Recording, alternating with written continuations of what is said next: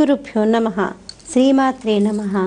మనం మొన్న చెప్పుకున్నాము, దేవకీదేవి అన్న క్షమింపుమన్న తగదల్లుడు కాదిది మేనకోడలన్న వినుమానిని చంపుట రాచపాటి కాదన్న తగదన్న మహాత్ములు పోయిన ద్రోవ పోవు దగదన్న అంటూ వాళ్ళ అన్నయ్యని ఎన్నో రకాలుగాను మహాత్ములు వెళ్ళినటువంటి త్రోవలో వెళ్ళన్నా అంటూ వాళ్ళ అన్నయ్యకి చెప్పుకుంది. ఎందుకు అన్నిసార్లు అన్నా అన్నా అన్నా అంటే ఆయన యొక్క హృదయం ఏమన్నా కరిగిపోయి కంసుడు ఏమన్నా కనికరిస్తాడేమో, కంసుడు కనికరించి తన యొక్క బిడ్డని చంపకుండా ఉంటాడేమో అని ఇన్నిసార్లు అన్నా అన్నా అన్నా అని పిలిచింది.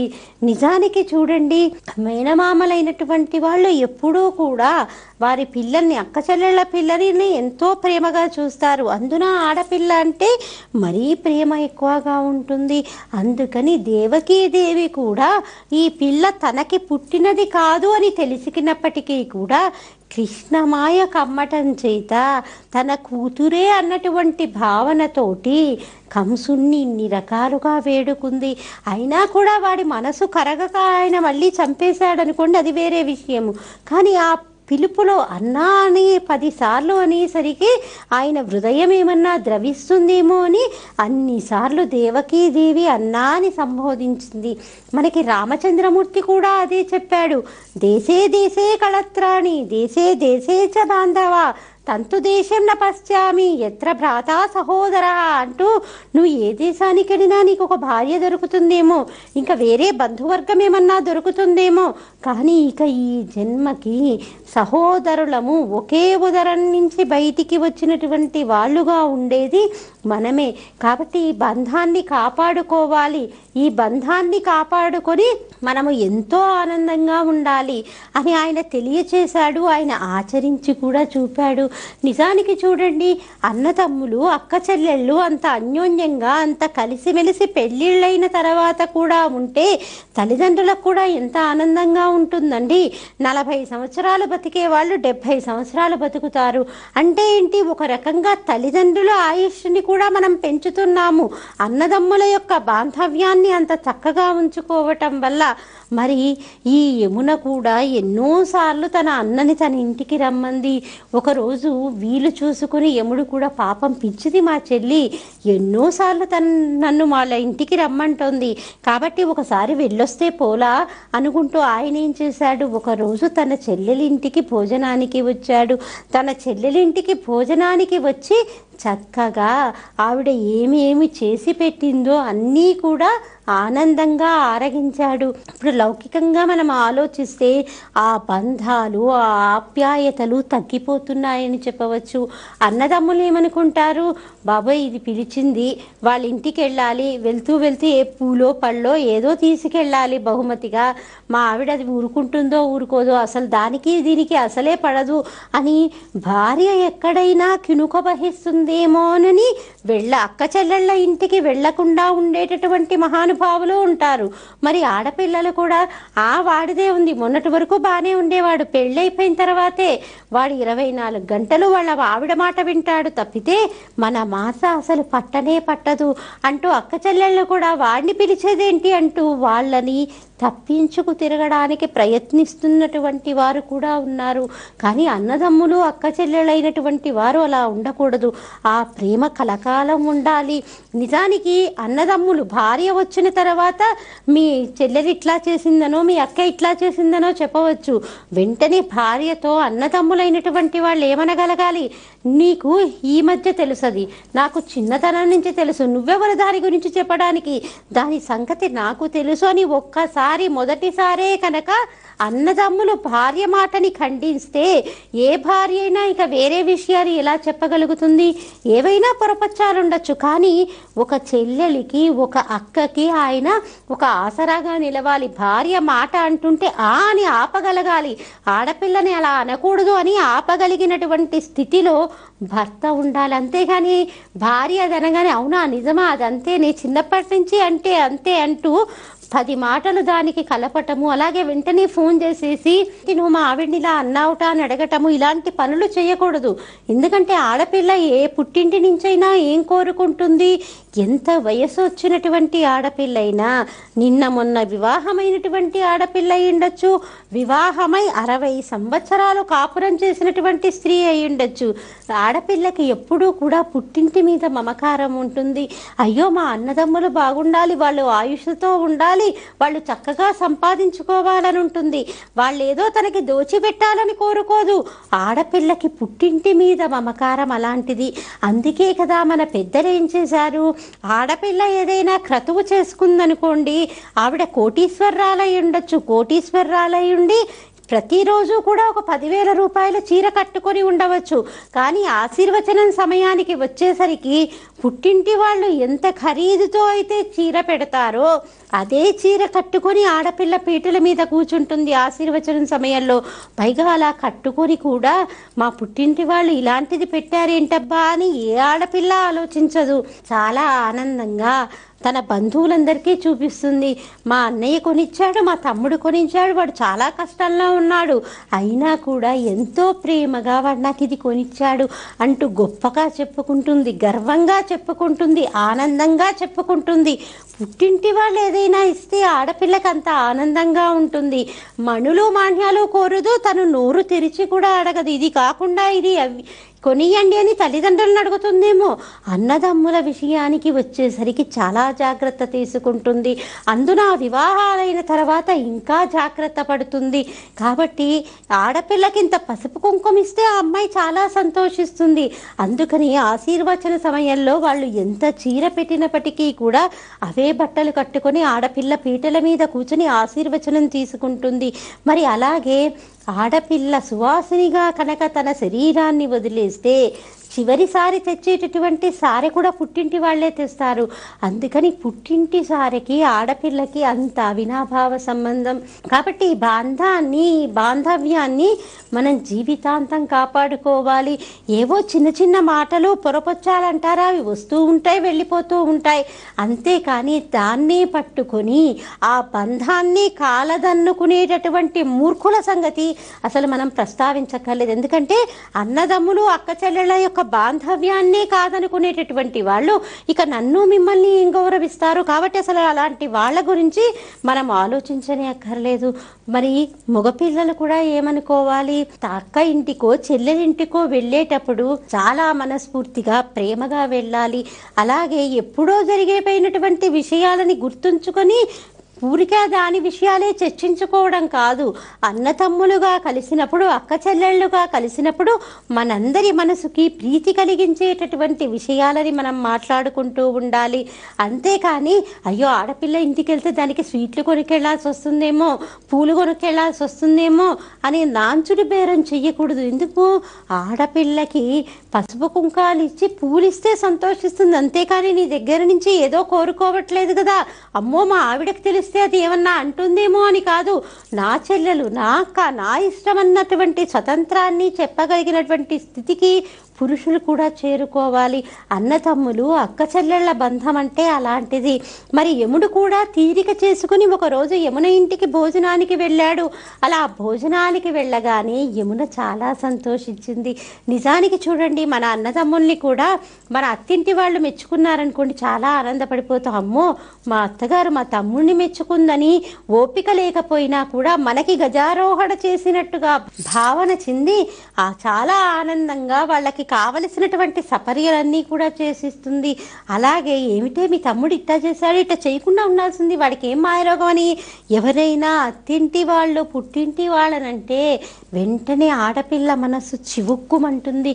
అయ్యో మా పుట్టింటి వాళ్ళు ఎంత చేస్తూ ఉంటారు, పోనీ వాడు చేశాడే అనుకో, వాడు చేసింది తప్పే, ఈవిడైనా కానీ పెద్దది కదా, నలుగురిలో పిలిచి చెప్పాలా, నన్ను పక్కకు పిలిచి ఇట్లా చేయకుండా ఉండాల్సిందని చెప్తే నేను వాడికి సర్ది చెప్పుకునేదాన్ని కదా అని మనసులో కుమిలిపోతుంది. పైకి చెప్పుకోలేక మనసులో అంతలా ఆడపిల్ల కుమిలిపోతుంది. కాబట్టి పుట్టింటి మీద మమకారం ఏ వయసు స్త్రీకైనా కూడా అలాగే ఉంటుంది.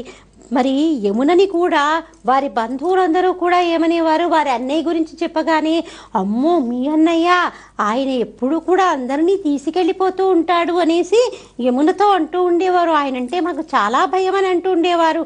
అందుకని యమునకు కూడా చిన్న భయము, బాధ అన్నమాట. అయ్యో మా ఇంట్లో ఉన్న వాళ్ళందరూ కూడా మా అన్నయ్యని ఇలా అంటున్నారే అని కొంచెం బాధ.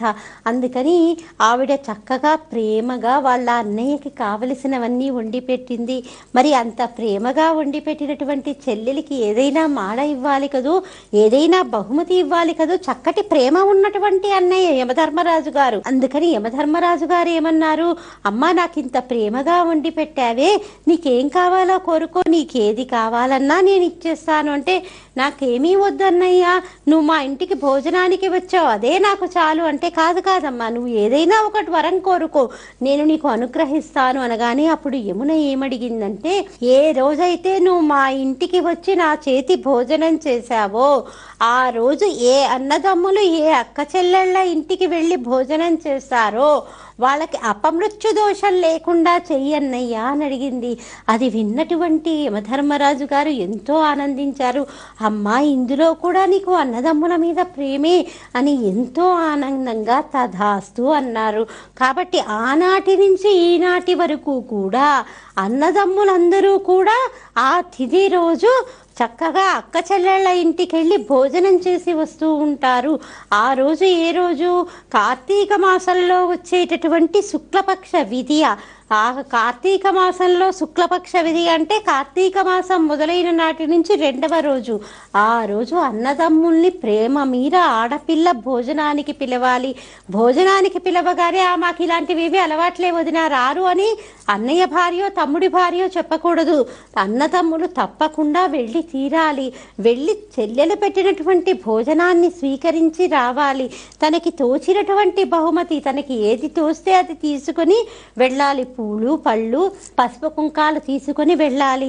అందుకని ఆ రోజు యమధర్మరాజు గారు యమునకి మాటవిచ్చారు.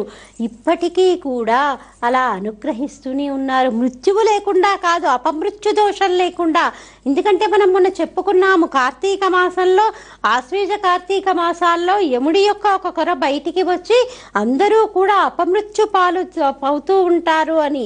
యాక్సిడెంట్లు అవ్వడము, అనేక రకాలైనటువంటి అంటువ్యాధులు రావటము జరుగుతూ ఉంటుందని. అలా రాలి పడిపోకుండా సహజంగా వచ్చేటటువంటి మరణంతో చనిపోవాలని ఆనాడు యమున కోరుకుంది అన్నదమ్ముల కోసము. మరి అన్నదమ్ముల బాంధవ్యం అంటే అదే కదా.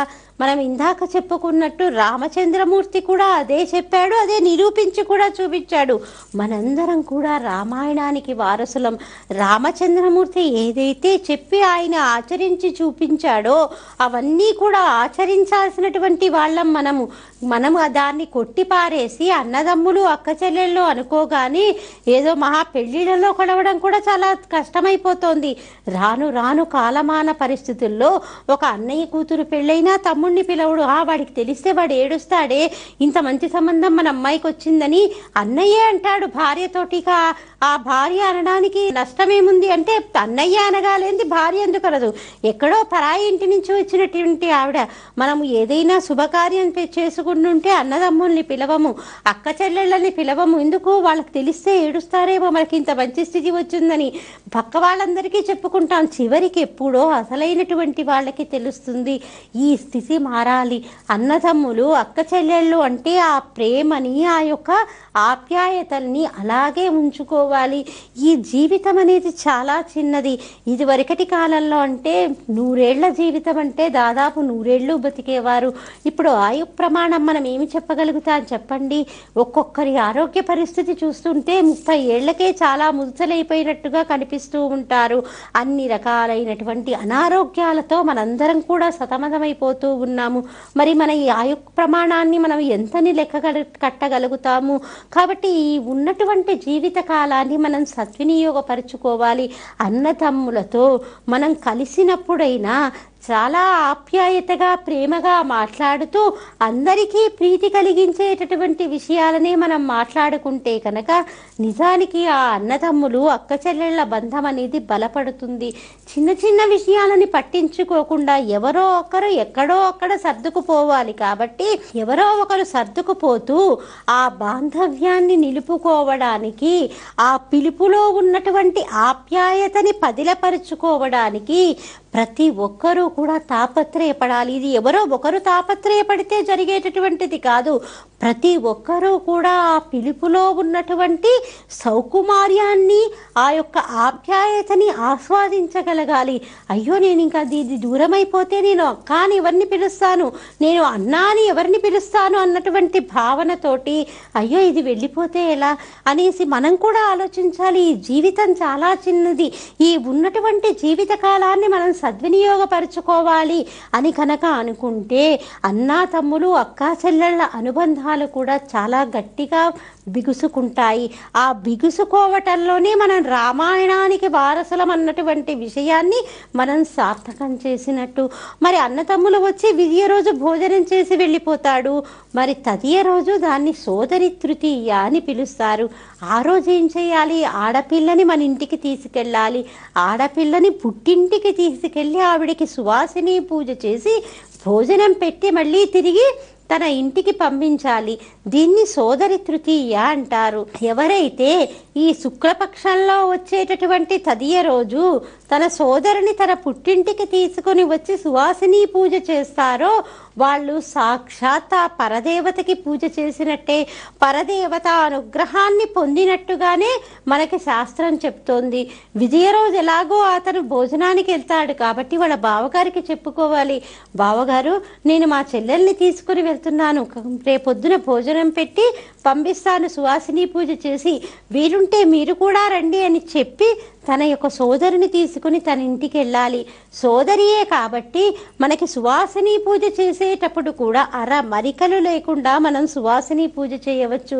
చక్కగా కాళ్ళకి పసుపు రాసి పారాన్ని పెట్టి బొట్టు పెట్టి గాజులు ఇచ్చి మనకి భాస్కర రాయలు వారు లలితా సహస్రనామం భాష్యం చెప్పినటువంటి భాస్కర రాయలు వారు సౌభాగ్య వస్తువులుగా 8 తెలియచేశారు. అవి అనుములు, జీలకర్ర, ధనియాలు, అలాగే రూపుమారిన పాలు, పసుపు, కుంకుమ, నల్లపూసలు, ఒకవేళ శక్తి ఉంటే కనుక చిన్న మంగళసూత్రాలు బంగారంతో చేసినటువంటివి, ఇవన్నీ కూడా మూట కట్టి ఆడపిల్లకి వస్త్రద్వయం మీద పెట్టి ఇయ్యాలి. వస్త్రద్వయం అంటే మన శక్తి ఉంటే 2 జాకెట్ గుడ్డలు, అది కూడా లేకపోతే శక్తి ఉంటే చక్కగా చీర జాకెట్టు, శక్తి లేకపోతే 2 జాకెట్ గుడ్డలు పెట్టి మనం ఇవ్వాలి. పోనీ 2 జాకెట్ గుడ్డలు కూడా కొనే శక్తి లేదు, 2 కర్చీఫ్లు కొని దాని మీద పెట్టి మనము ఇవ్వాలి. కాసిని మూటలుగా కట్టి అలా చేస్తే ఆ పరదేవత ఎంతో ప్రీతి చెందుతుంది. పైగా అన్ని ఉపచారాలకన్నిటికంటే కూడా చాలా ముఖ్యమైనది, మనం దేవీ నవరాత్రులలో కూడా సువాసిని పూజ చేస్తూ ఉంటాము. ఈ సువాసిని పూజలో కూడా చాలా ముఖ్యమైనది ఏంటంటే అమ్మవారి యొక్క కబరీబంధాన్ని చుట్టటము. ఇప్పుడు మామూలుగా మన ఎదురుగా కూర్చున్నది సాక్షాత్ పరదేవతయే అన్నటువంటి భావనతో మనము ఉపచారాలు చేస్తూ ఉన్నాము. కాబట్టి నిజానికి మనం ఏ దేవాలయానికి వెళ్ళినప్పటికీ కూడా అమ్మవారి యొక్క వెనక భాగాన్ని మనం చూడలేము, ఎందుకంటే గర్భగుడిలోకి మనల్ని అనుమతించరు. ఒకవేళ వెనక్కి వెళ్ళగలిగినటువంటి స్థితి ఉన్నప్పటికీ కూడా అమ్మవారి యొక్క తలకట్టును చూడడం అనేది సాధ్యమయ్యేటటువంటి విషయం కాదు. ఎందుకంటే అది పూల యొక్క మాలలతో అలంకరింపబడి ఉంటుంది, అలాగే దానిపైన కిరీటం కూడా పెట్టి ఉంటుంది. కాబట్టి మనము అమ్మవారి యొక్క మూర్తిని వెనక నుంచి కూడా అమ్మవారి కబరీబంధాన్ని మనం చూడలేము. అమ్మవారి యొక్క కబరీబంధము చాలా పెద్దనైనటువంటిది. మన కురులలో అయితే ఒక మూలు పూలు పెట్టుకోవాలన్నా మన కురులు సహకరించవు, కానీ అమ్మవారి యొక్క కురులుట చెంపక శోగ పున్నాగ సౌగంధిక లసత్కచ. అమ్మవారు తన తలలో సన్ఫ్లవర్లా, అంటే ఆ పూలు ఎంత పెద్ద పుష్పాలో అలాంటి పెద్ద పుష్పాల యొక్క మాల ఆవిడ తన తలలో తురుముకుంటుందిట. అంటే ఆవిడ యొక్క జుట్టు ఎంత పెద్దగా ఉంటే ఆవిడ అంత పెద్ద పూలని తురుముకోగలుగుతుంది మాలలు అల్లి. ఆ తల్లికి అలా పూమాల, ఎందుకంటే సువాసిని యొక్క ప్రథమ లక్షణం ఏంటి? ఏదో ఒక పువ్వు తన యొక్క సిగలో ఉండాలి. కాబట్టి ఆ తల్లి ప్రతినిత్యం ఆవిడ నిత్య సువాసిని కాబట్టి ఆవిడ ప్రతినిత్యము కూడా పూలని అలంకరించుకుంటుంది. కాబట్టి మనం కూడా సువాసిని పూజ చేసేటప్పుడు ఎదురుగా కూర్చున్నటువంటి సువాసిని సాక్షాత్ పరదేవతయే అన్నటువంటి భావనతో మనం సువాసిని పూజ చేస్తున్నాం. కాబట్టి ఒక దువ్వెన తీసుకొని జుట్టుని పైకి దువ్వి ఆ యొక్క జుట్టుకి ఒక రబ్బర్ బ్యాండ్ కానీ క్లిప్పును కానీ అమర్చాలి. అలా అమర్చి తలలో పూల యొక్క పూలమాలల్ని తలలో పెట్టాలి. ఇలా పెడితే అమ్మవారు చాలా ప్రీతి చెందుతుంది. మనకి శంకర భగవత్పాదుల వారు కూడా ఏ శ్లోకానికి కూడా సౌందర్య లహరిలో నువ్వు ఇది చదివినంత మాత్రాన నీకు ఇది కలుగుతుంది అని ఆయన దేనికి చెప్పలేదు, కొన్నిటికి తప్ప. అందులో చాలా ముఖ్యమైనది ఈ కబరీబంధం గురించి. ధునోదుత్తాం నస్తుళిత దళితేందీవరవనం ఘన స్నిగ్ధం శ్లక్ష్ణం చికుర నికురుంబం తవ శివే యదీయం సౌరభ్యం సహజముపలబ్ధం సుమనసో వసంతస్మిన్ మన్యే బలమదన వాటి విటపినాం. ఎప్పుడైతే అమ్మవారి యొక్క కబరీబంధం చూడాలన్నటువంటి ధ్యాస మన మనసుకు కలుగుతుందో, లేకపోతే ఒక్కసారన్నా ఆ తల్లి యొక్క కబరీబంధాన్ని చూడాలని మన మనసుకు అసలు ఆలోచన కలుగుతుందో, తత్క్షణమే ధునోధుత్తాంతం, ఆ క్షణమే నీ యొక్క అజ్ఞానం అనేటటువంటి అంధకారం తొలగిపోతుంది అని అంతటి శంకర భగవత్పాదుల వారు చెప్పారు. అమ్మవారి యొక్క కబరీబంధంట నల్ల తుమ్మెదలు ఎలాగైతే ఉంటాయో అమ్మవారి జుట్టు కూడా అలాగే ఉంటుంది. అమ్మవారి జుట్టు కూడా నల్ల తుమ్మెదల బారులు ఎలా ఉంటాయో అలా ఉంటుంది. పైగా ఆవిడ జుట్టు చిక్కులు లేకుండా చక్కగా దువ్వబడి నిగనిగ మెరుస్తూ ఉంటుంది. సిల్కీ హెయిర్ అంటారు చూడండి, అలా సిల్కీ హెయిర్ లా ఉండి నిగనిగ మెరుస్తూ ఉంటుంది. ఆ తల్లి యొక్క కబరీబంధానికి సహజమైనటువంటి సుగంధం ఉంటుంది. మనమంటే సుగంధం రావాలంటే సుగంధ పరిమళ ద్రవ్యాలని మన తలకి రాసుకుంటాము, కానీ అమ్మవారికి అవసరం లేదు. ఆవిడ తలకే నిజంగానే సహజంగానే చక్కటి సువాసనల్ని వెదజల్లుతూ ఉంటుంది. దేవలోకంలో ఉండేటటువంటి పుష్పాలు సైతము అమ్మవారి తలలోకి అవి కూడా వెళ్ళి ఆ తల్లి యొక్క జుట్టుకి ఉన్నటువంటి సహజమైనటువంటి సుగంధాన్ని ఆస్వాదించాలని అవి కూడా తహతహలాడుతూ ఉంటాయట. మరి అంత గొప్ప సుగంధాన్ని ఆ తల్లి కలిగి ఉంటుంది. కాబట్టి మనకి శంకర భగవత్పాదుల వారు కూడా ఈ శ్లోకాన్ని ధ్యాన శ్లోకంగా ఇచ్చారు. ఎందుకు? మనకి బయటికి ఎక్కడా కూడా ఈ యొక్క జుట్టు కనిపించదు కాబట్టి ఒక్కసారి మనకి కనులు మూసుకున్నంతనే ఆ తల్లి యొక్క మోము ఎంతో విశాలంగా, ఇంత పసుపు రాసుకొని ఉన్నటువంటి మోము దృశాద్రాఘీయస్యాదరదళిత నీలోత్పల రుచ అన్నట్టు ఆ తల్లి యొక్క కనులు ఆకర్ణాంతం విశాల నేత్రి కాబట్టి ఆవిడ కళ్ళు చెంపకి చారడేసి కళ్ళు అన్నట్టుగా ఉన్నటువంటి ఆ తల్లి యొక్క కనులు. అసౌ నాసాదండ అంటూ అమ్మవారి యొక్క ముక్కు గురించి శంకర భగవత్పాదుల వారు మనకి వర్ణించారు. ఒక్కసారి అది తలుచుకున్నంత మాత్రాన వంశంలో చాలా గొప్పమైనటువంటి వాళ్ళు జన్మిస్తారని మనకి శంకర భగవత్పాదుల వారు తెలియచేశారు.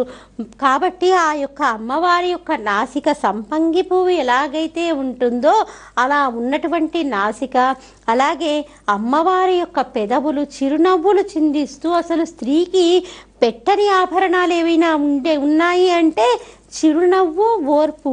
ఎప్పుడూ కూడా ఏ స్త్రీ అయితే చిరునవ్వులు చిందిస్తూ చిరుబుర్రులాడకుండా ఉంటుందో ఆ ఇంట్లో లక్ష్మీదేవి తనంత తానుగా వస్తుంది. మనం పిలవక్కర్లేదు ఆవిడ్ని, ఆవిడే అరే ఈ ఇంట్లో ఉన్నటువంటి స్త్రీ చక్కగా నవ్వుతూ ఉంటుందని ఆ తల్లే లోపలికి వస్తుంది.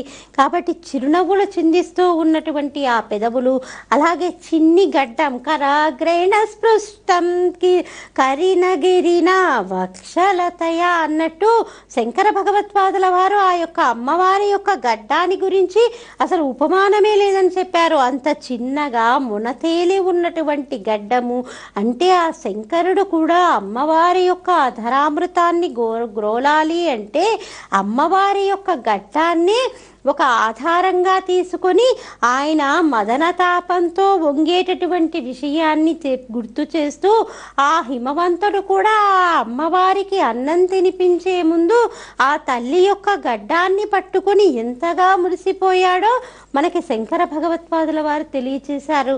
కాబట్టి అలాంటి ఆ గడ్డాన్ని మనకి మోము అంతా కూడా చక్కగా గుర్తుకొస్తుంది. చక్కగా నుదుటిన పెట్టుకున్నటువంటి ఇంత పెద్ద బొట్టు, అలాగే అమ్మవారు తన పాపట్లో పెట్టుకున్నటువంటి సింధూరము, తను క్షేమం నహ తవ వదన సౌందర్యలహరి పరివాహ స్రోత సరణిరివ సీమంత సరణి. ఆ యొక్క పాపట్లో పెట్టుకున్నటువంటి బొట్టుట ఉదయిస్తున్నటువంటి సూర్యబింబం ఎలాగున ఉంటుందో అలా ఉన్నటువంటి ఆ యొక్క పాపట్లో పెట్టుకున్నటువంటి బొట్టుని వారిని చూసుకుంటూ మనము మరి వెనక్కి వెళ్ళేసరికి మరి ఇన్ని చూసిన తర్వాత అమ్మవారికి బాహ్యంగా కనిపిస్తున్నప్పుడు మరి అమ్మవారి చెవికి పెట్టుకున్నటువంటి ఆభరణాలు చూసాము. మరి జుట్టు సంగతి వచ్చేసరికి ఇది మనకి ఎదురుగా కనిపించదు.